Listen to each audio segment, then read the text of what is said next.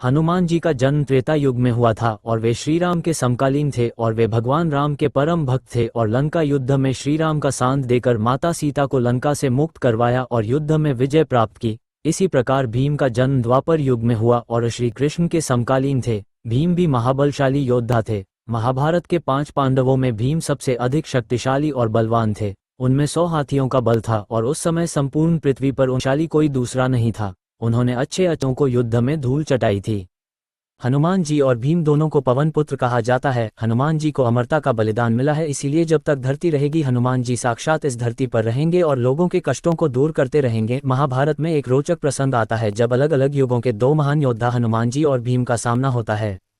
बात महाभारत काल की है। पांडवों को 14 वर्ष का वनवास और 1 वर्ष का अज्ञातवास मिला था। इस दौरान एक बार पांडव किसी वन में रुके हुए थे। उस वन में एक सरोवर था। उस सरोवर में सुगंधित कमल पुष्प लगे हुए थे जिनकी सुगंध चारों तरफ फैल रही थी। द्रौपदी को इन पुष्पों की सुगंध अपनी तरफ आकर्षित कर रही थी। द्रौपदी ने भीम को पुष्प कमल लाने के लिए कहा और भीम निकल गए सुगंधित पुष्प कमल की तलाश में। तभी रास्ते में उन्हें एक बूढ़ा वानर मिला जो लेटा हुआ था और उसकी पूंछ रास्ते में फैली हुई। वानर की पूंछ फैली होने से भीम आगे नहीं जा सकते थे क्योंकि किसी भी जीव के लेटा होने पर उसके अथवा उसके शरीर के ऊपर से जाना अमर्यादित माना जाता है। अपने रास्ते में वानर की पूंछ देखकर भीम ने वानर से अपनी पूंछ हटाने के लिए कहा। भीम की बात सुनकर वानर बोला, भाई मैं तो राम का भक्त हूँ, राम जी की कृपा से यहाँ लेटा हुआ हूँ, आप चाहें तो मेरे या मेरी पूंछ के ऊपर से जा सकते हैं। भीमसेन को वानर की बात पसंद नहीं आई और उन्होंने गुस्से में वानर से अपनी पूंछ हटाने के लिए कहा। भीमसेन की बात सुनकर वानर बोला, भाई आप तो पृथ्वी के सबसे शक्तिशाली व्यक्ति हो, आप ही मेरी पूंछ हटा दो।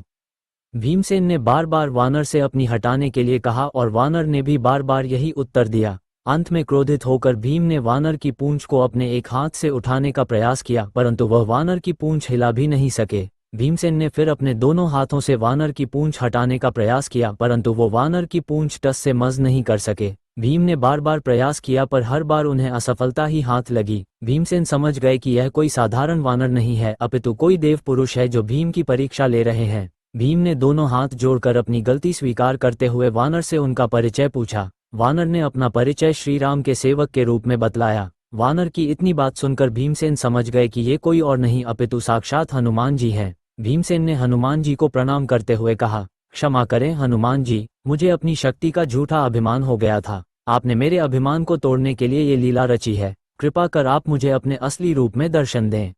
भीम की बात सुनकर हनुमान जी ने अपने असली रूप में आकर अपना विशाल रूप दिखलाया। हनुमान जी ने भीम से कहा, हम दोनों ही पवन पुत्र हैं, इसीलिए तुम मेरे छोटे भाई भी हो। यही कारण है कि मैं तुम्हें बार बार भाई कहकर संबोधित कर रहा था।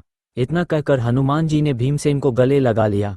हनुमान जी के गले लगकर भीम को लगा मानो उनके शरीर में अथाह शक्ति का संचार हो गया हो। भीम ने हनुमान जी से आग्रह किया कि वह कौरवों के साथ होने वाले युद्ध में पांडवों का साथ दें, जिस पर हनुमान जी ने कहा, जिस युग से मैं हूँ वह युग दूसरा था, उसमें मैंने श्री राम के लिए कई युद्ध किए थे। अब ये युग दूसरा है, यहाँ मेरा युद्ध करना सही नहीं है, इसीलिए मैं युद्ध में शामिल नहीं हो सकता, परंतु युद्ध में पांडवों के रथ की ध्वजा पर मेरा वास होगा। इस प्रकार हनुमान जी महाभारत युद्ध में हमेशा श्री कृष्ण और अर्जुन के रथ की ध्वजा पर विराजित रहे और अर्जुन के रथ की रक्षा करते रहे।